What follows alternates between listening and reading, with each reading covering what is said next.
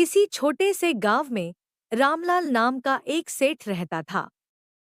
वह बहुत अमीर था। उसके पास अनाज के गोदाम भरे थे और तिजोरियां सिक्कों से लबालब थीं।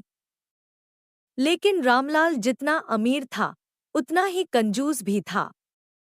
एक फूटी कौड़ी भी खर्च करने से पहले उसकी जान निकल जाती थी। रामलाल का बड़ा सा घर गांव के बाहर सुनसान जगह पर बना था। उसमें वह अकेला ही रहता था। नौकर चाकर रखने में भी उसे पैसे खर्च करने का डर लगता था।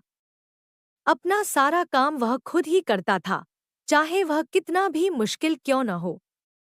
एक दिन रामलाल अपने घर के पीछे वाले खेत में घूम रहा था। गर्मी बहुत थी और धूप में उसका बुरा हाल हो रहा था। तभी उसकी ठोकर एक पत्थर से टकराई और वह लड़खड़ा गया। गुस्से में उसने पत्थर हटाने के लिए कुदाल उठाई और जोर से उस पर मारा। कुदाल पत्थर से टकराकर मिट्टी में धंस गई। रामलाल ने ध्यान से देखा तो उसे मिट्टी में एक चमक दिखाई दी। उसने और मिट्टी हटाई तो उसकी आंखें फटी रह गईं। वहां जमीन में एक पुराना मिट्टी से सना हुआ घड़ा रखा था। रामलाल का दिल जोर से धड़कने लगा। उसने जल्दी से घड़ा बाहर निकाला और उसे खोलकर देखा। घड़ा सोने के सिक्कों से भरा हुआ था। इतना सोना देखकर रामलाल की खुशी का ठिकाना न रहा। उसे लगा जैसे उसकी सारी मेहनत सफल हो गई। लेकिन खुशी के साथ साथ उसके मन में कंजूसी का भूत फिर से जाग उठा। उसने सोचा, इतना सोना अगर गांव वालों को पता चल गया तो सब मुझसे मांगने लगेंगे। मुझे इसे छुपाकर रखना होगा। उसने जल्दी से घड़े को उठाया और घर के अंदर ले गया। उसने उसे अपने सबसे गुप्त कमरे में अनाज के बोरों के पीछे छुपा दिया। अब रामलाल का सारा ध्यान उस सोने के घड़े पर ही लगा रहता था। वह दिन में कई बार जाकर उसे देखता और गिनता। सोने के मिलने के बाद रामलाल और भी कंजूस हो गया। उसे हमेशा डर लगा रहता था कि कोई उसका सोना चुरा लेगा।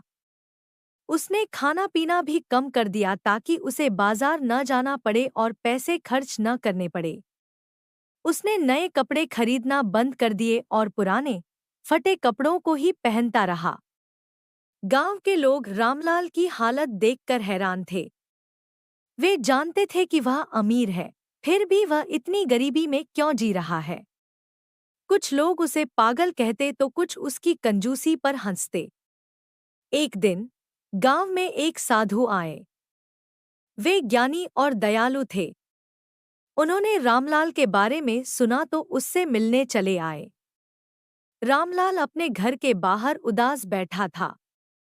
साधु ने उसे देखकर कहा, सेठ जी, क्या बात है? आप इतने परेशान क्यों दिख रहे हैं? रामलाल ने पहले तो साधु को टालने की कोशिश की, लेकिन साधु के प्रेम भरे शब्दों से वह पिघल गया। उसने साधु को सोने के घड़े के बारे में सब कुछ बता दिया और यह भी बताया कि कैसे अब वह हमेशा डर और चिंता में डूबा रहता है। साधु ने रामलाल की बात ध्यान से सुनी और फिर मुस्कुराकर कहा, सेठ जी, आपके पास इतना सोना है, फिर भी आप खुश नहीं हैं।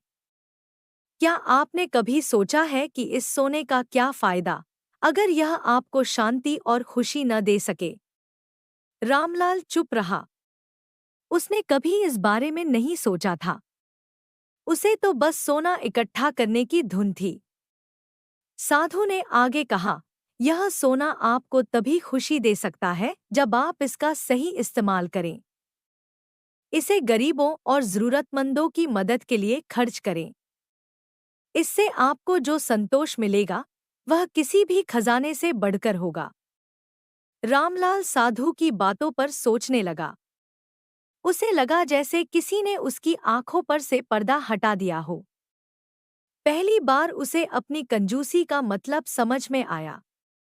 अगले दिन रामलाल ने गांव के लोगों को बुलाया। उसने उन्हें बताया कि उसे जमीन में सोने का घड़ा मिला है। गांव वाले हैरान रह गए। फिर रामलाल ने कहा कि वह इस सोने का इस्तेमाल गांव के विकास के लिए करेगा।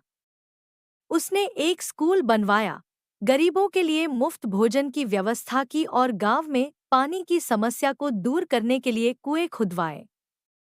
रामलाल को पहली बार सच्ची खुशी मिली। लोगों की दुआएं और उनके चेहरे पर आई मुस्कान देखकर उसे ऐसा लगा जैसे उसे सच में कोई खजाना मिल गया हो। अब वह कंजूस सेठ नहीं रहा था, बल्कि एक दयालु और उदार व्यक्ति बन गया था। उसे समझ आ गया था कि असली धन दौलत नहीं, बल्कि दूसरों की मदद करना और खुशियां बांटना है। इस कहानी से हमें यह सीख मिलती है कि धन का सही उपयोग ही उसे सार्थक बनाता है। कंजूसी केवल दुख और चिंता देती है, जबकि उदारता और दूसरों की मदद करने से सच्ची खुशी मिलती है।